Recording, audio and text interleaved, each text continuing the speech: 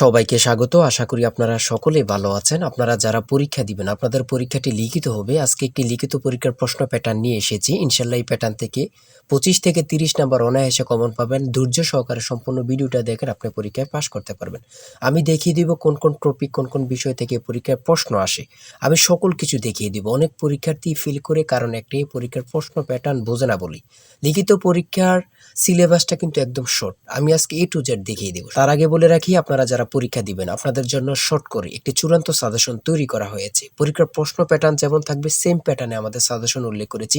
ইনশাআল্লাহ আমাদের সাজেশনটি পড়ে পরীক্ষা দিতে গেলে আপনি উত্তীর্ণ হয়ে যাবেন। এই চূড়ান্ত স্পেশাল শর্ট সাজেশনটি নিতে স্ক্রিনে দেওয়া হোয়াটসঅ্যাপ নাম্বার রয়েছে, ইমো নাম্বার রয়েছে। দুটোর মধ্যে যে কোনো একটি মেসেজ করে সাজেশনটি সংগ্রহ করুন। সাজেশনের মূল্য মাত্র 100 টাকা। আমি বলি অবশ্যই প্রত্যেকে 100 টাকা দিয়ে হলে আমাদের সাজেশনটি সংগ্রহ করবেন। সাজেশনটি পড়ে পরীক্ষা দিতে গেলে আপনি উত্তীর্ণ হয়ে যাবেন। আমি মূল কথায় চলে আসি। দেখেন, এখানে রয়েছে সর্বপ্রথম বুঝতে হবে লিখিত পরীক্ষায় কোন কোন বিষয় থেকে প্রশ্ন আসে। 1 নম্বর হচ্ছে সন্ধি বিচ্ছেদ, কারক ও বিভক্তি, এক কথায় প্রকাশ, বিপরীত শব্দ, তারপরে প্রিপোজিশন, তারপর ভয়েস থেকে, তারপরে ইংরেজিতে শর্ট করে একটি প্যারাগ্রাফ থাকবে, তারপরে গণিত থাকবে, সর্বশেষ সাধারণ জ্ঞান থাকবে। এতটুকুই কিন্তু লিখিত পরীক্ষার প্রশ্ন প্যাটার্ন। আমি সকল কিছু দেখিয়ে দিব, সম্পূর্ণ ভিডিওটা দেখুন। দেখেন, 1 নম্বরে রয়েছে সন্ধি বিচ্ছেদ। এখানে 4টা সন্ধি বিচ্ছেদ দেওয়া আছে। আপনি যদি 4টা পারেন, 4টার জন্য 4 নাম্বার পেয়ে যাবেন।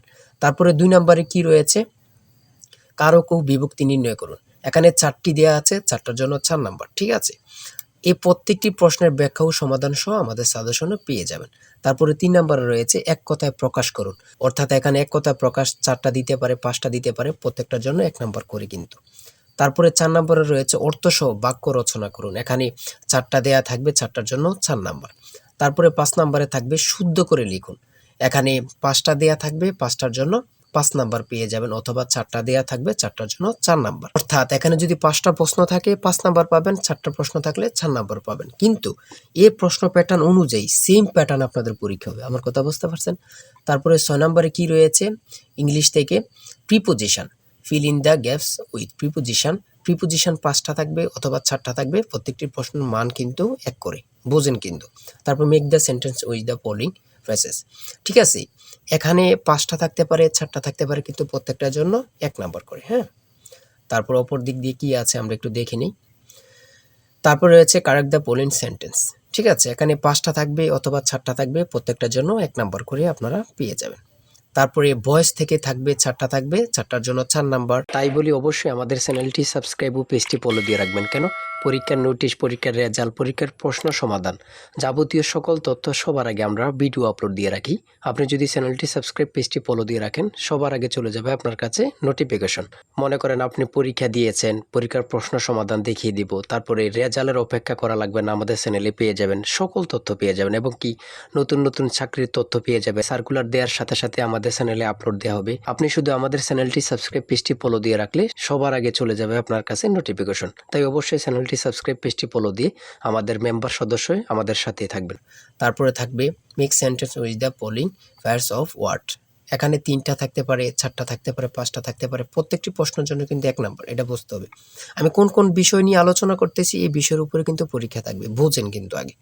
তারপরে গণিত রয়েছে, 11 নম্বর রয়েছে একটি বইয়ের মূল্য 24 টাকা। এই মূল্যে বই তৈরির ব্যয় 80%, বাকি মূল্যে সরকার ভূতুর্কি দিয়ে থাকেন। ভূতুর্কি কত? খুবই গুরুত্বপূর্ণ একটি প্রশ্ন। দেখেন, এই প্রশ্নটির সমাধান কিন্তু দেওয়া আছে আমাদের সাজেশনে সেম ভাবে। প্রত্যেকটি প্রশ্নের ব্যাখ্যা ও সমাধান সহ পেয়ে যাবেন। ঠিক আছে, অঙ্কটি দেখে নেন। এই অঙ্কটি যদি পারেন তাহলে আপনাকে 5 নাম্বার দেওয়া হবে। তারপরে 12 নাম্বার রয়েছে মাতাও 3 পুত্রের বয়সের গড় অপেক্ষায় পিতা ও 3 পুত্রের বয়সের গড় 2.5 বছর বেশি। পিতার বয়স 50 হলে মাতার বয়স কত? খুবই গুরুত্বপূর্ণ একটি প্রশ্ন। এই প্রশ্নটির সমাধান দেওয়া আছে, আপনারা এটি দেখে নিন। তারপরে রয়েছে 13 নম্বরে একটি পণ্য বিক্রয় করে পাইকারি বিক্রেতা 20% এবং খুচরা বিক্রেতা লাভ হয়। ঠিক আছে, যদি পণ্যটি খুচরা বিক্রয় মূল্য 576 টাকা হয়, তবে পাইকারি বিক্রেতার ক্রয় মূল্য কত ছিল বা কত? খুবই গুরুত্বপূর্ণ একটি প্রশ্ন। ঠিক আছে, এই প্রশ্নের সমাধানটি আপনারা দেখে নেন। তারপরে